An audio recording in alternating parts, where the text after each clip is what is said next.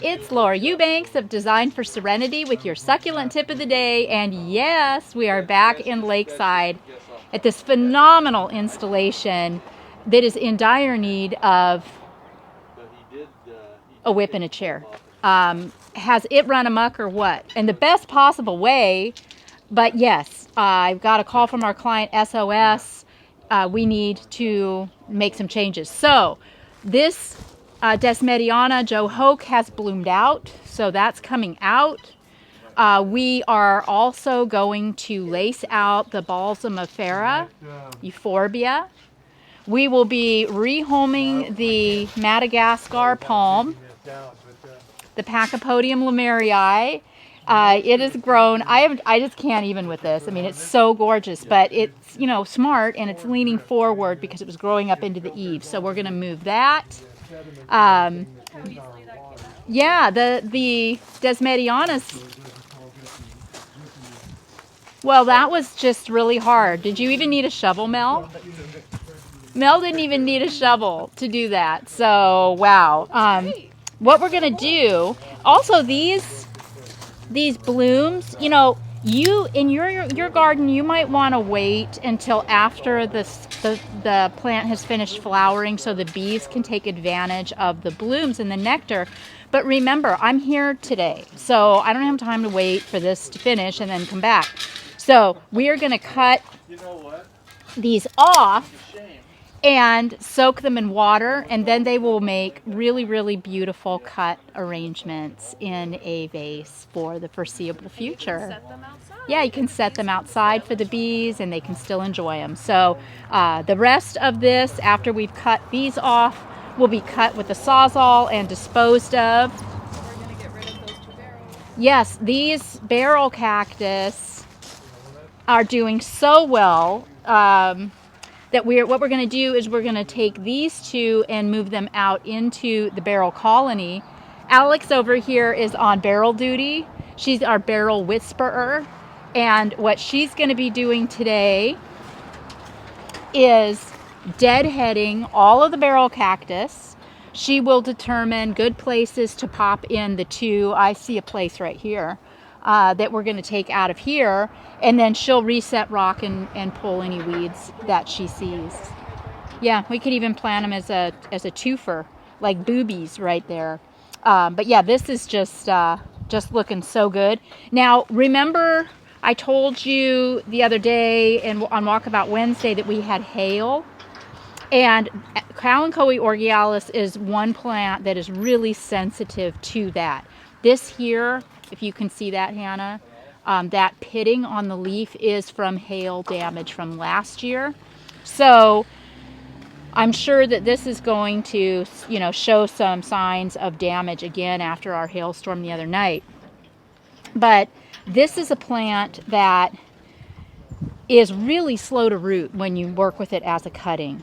And it can look really puny for a really long time. So what I'm going to do to kind of pull this back into shape is,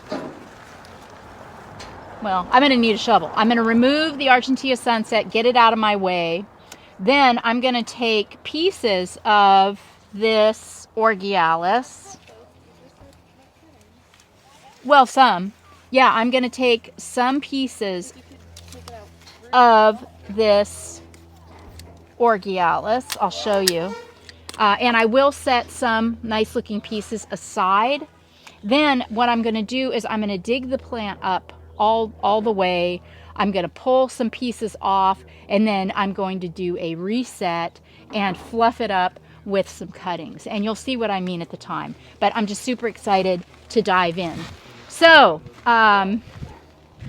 Greg is working on repairing some irrigation. There is a sticky valve, and there also, the people that did this installation originally, not us, did not put a backflow on, so or pressure reducer rather.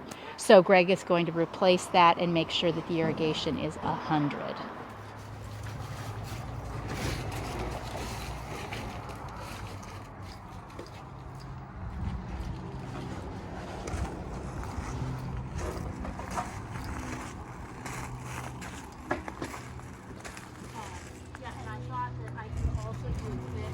Hold on. tip on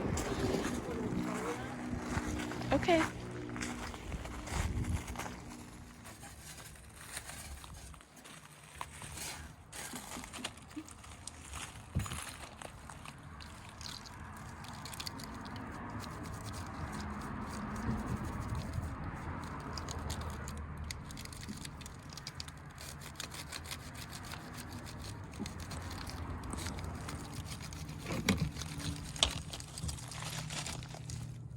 Oh, look how clean and pretty it turned out to be. Look at that. Ugh. Ugh.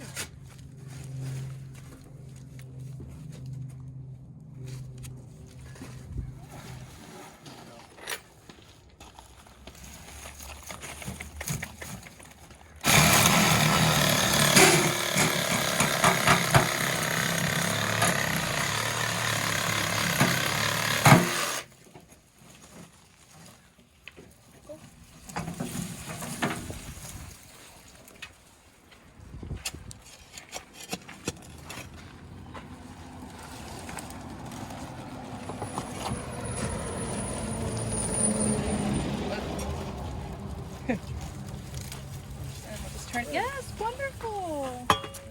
Gorgeous. All the soil's in the back. Okay, so now it's time to, Is this another daughter? yes, that's the youngest, and that's the second to the youngest. Yeah. And then there are many others. Too numerous to count. But yeah, so this Alluaudia procera, the client solution was to stake it up on a support. They're not married to that. And what I explained was with the Alluaudia procera, you can train this to be whatever you want it to be. So the problem was that it kept flopping into the sidewalk.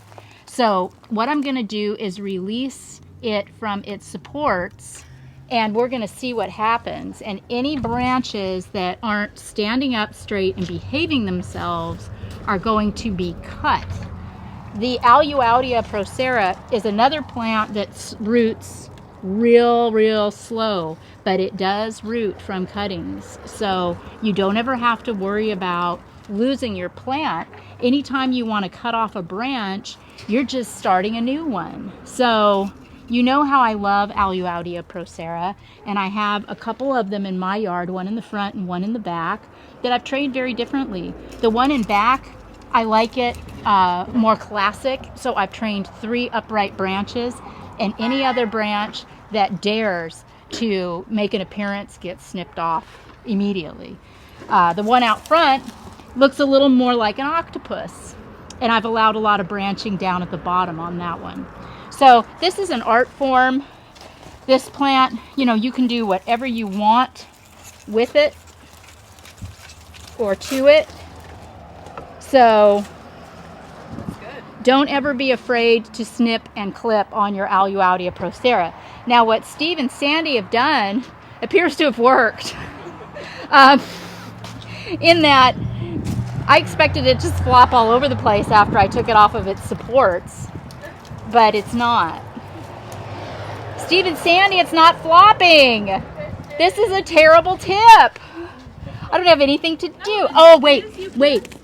Oh, wait. They've got it zip tied back here, too. You sadists. Okay, so let's take it off of its zip tie and see what happens. There's that.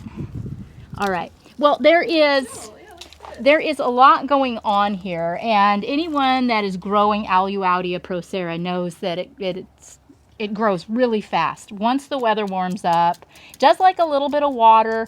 It is only hardy to 32 degrees Fahrenheit. It will not tolerate a hard freeze. Frost, yeah. You don't want to overwater this when it is naked. When it starts to throw off its little leaves like it is now, would be a time it's starting to wake up, so you could start applying some water to it. I think it looks good. But you know, you have to decide, do I like this? Look, now what's going to happen here with this branch? You know, it's going to keep growing that way, and it's going to be problematic. Yeah, it's going to start, you know, working its way out into the into the sidewalk. So the temptation for people would be, oh, well, I'll just trim it. No, if I cut it right here, what's going to happen is I'm going to get 2 branches right here. And then instead of 1 problem, I'm going to have 2 problems. So you want to take the errant branch all the way down to the point of origin and cut down there.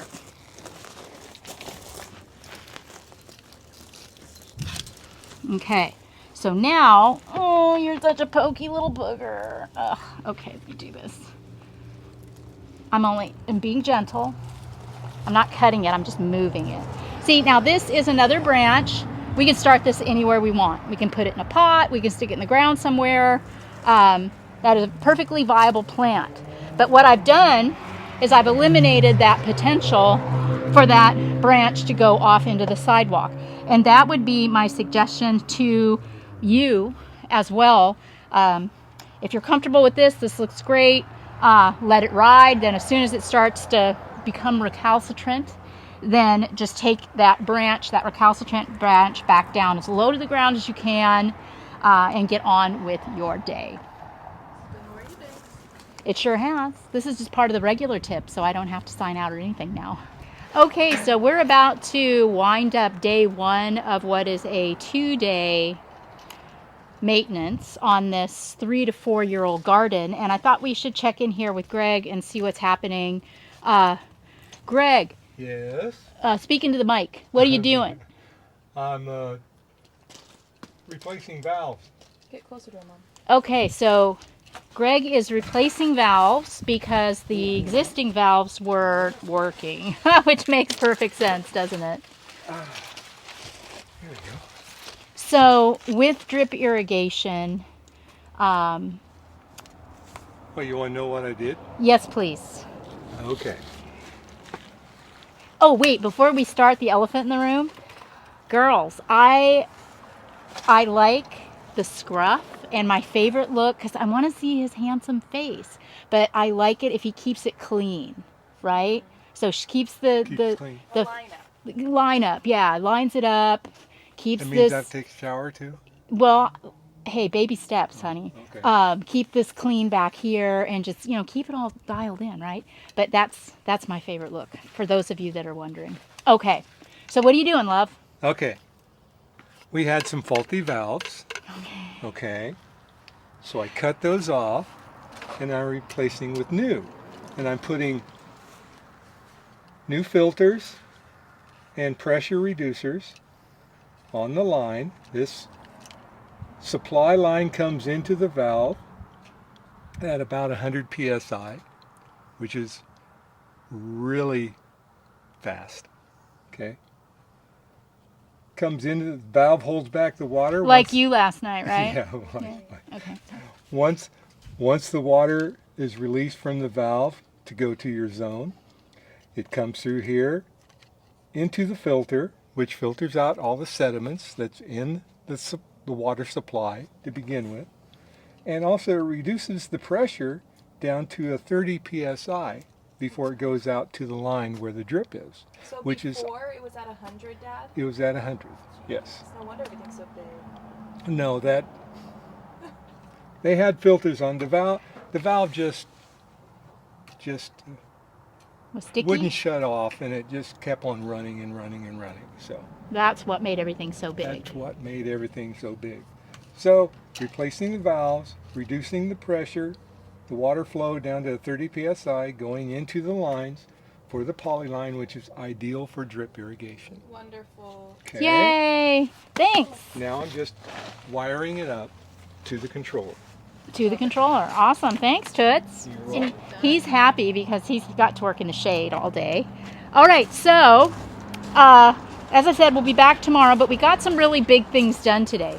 We got the trigona out of this pot and into the ground and restaged the pot, which I'm going to plant then with something fabulous, TBD.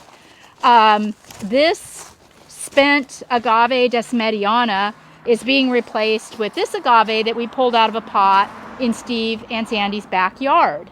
So this looks great and completely owns the space here.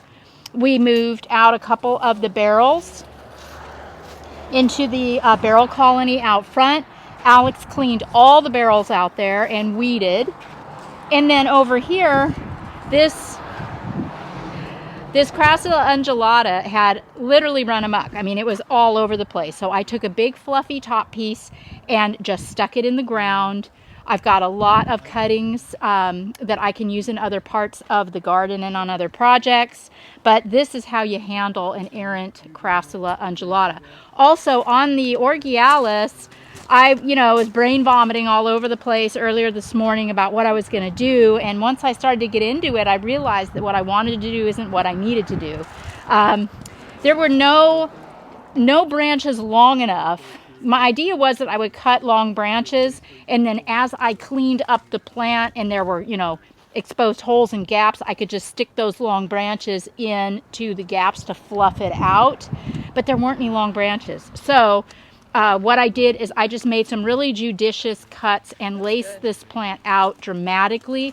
It's so important that you lace low, because everywhere you cut, there will be branches formed beneath the cut. So what I don't want is for this plant to get really top heavy with branches and then just be all bare underneath. I want it to branch low. So that's the idea behind cutting low. I spent, that's all the stuff I took out of it. There's some viable plant material in there that will save and start. And yeah, that's my story with this. We also took out the Crassula that was over here. Tomorrow, I'm going to lace this balsifolia, this euphorbia, to expose, so you can see through it a little bit and to expose some of the really interesting wood. And this Crassula ovata that was here was just really competing. So It looks so much better empty. it does look so much better empty, and I will probably move around these quadricolors to kind of balance this out, but I like that they're more low profile. That millii is doing very strange things too. It's like literally growing at an angle. I'm not sure what that's all about. I also don't know that I necessarily hate it. So we got the Pachypodium lemmerii is all set in its new home. Yeah, we got a special video of that. These Cynthia Giddy now can be moved back away from the walk path, so I can adjust them and adjust these mini boulders. Oh my gosh, Mel. Oh, that looks so good. Mel is reinventing this pot. We had these topsy-turvies that looked so good and tight, and these blue elf that I loved, but the cotyledon was a mess. And what Mel did is he added more blue elf, and then he's tucking the cotyledon around to, give it a little color and texture and to hold up the blue elf. That looks so good, Mel. Thank you. So, yeah, I mean, this is the blue glow that got a stay of execution. The clients really love it here. I was thinking about moving it over to the side where we took out the Desmediana, but they love it here, and that's fine. So what Mel did is he just opened up the pathway a little bit, because this is going to grow, but I know it'll be fine here for at least another year. So we're going to let that ride. We're working on, or tomorrow I'm going to get going on the tapestry, tightening this all up. I brought in, some beautiful things here. I got a lavender lady and a jaguar. The client loves mangave, so I brought her a couple new ones. And I'm going to pull a few things from her backyard too. Surprises tomorrow that are 100 that you guys are going to love. And what we discussed is, keeping this all Disneyland-y and tapestry. This is more of a shady, protected spot in their yard. And then starting to dial this area in here to be more of a specimen garden. So I don't want to move a bunch of jade around out here. What I want to do is start bringing in specimens. So that's my story. Sticking with it. We will catch you all tomorrow. This has been Laura Eubanks reporting from Lakeside with Greg, Mel, and Hannah, and Alex, and your succulent tip of the day. Bye, guys.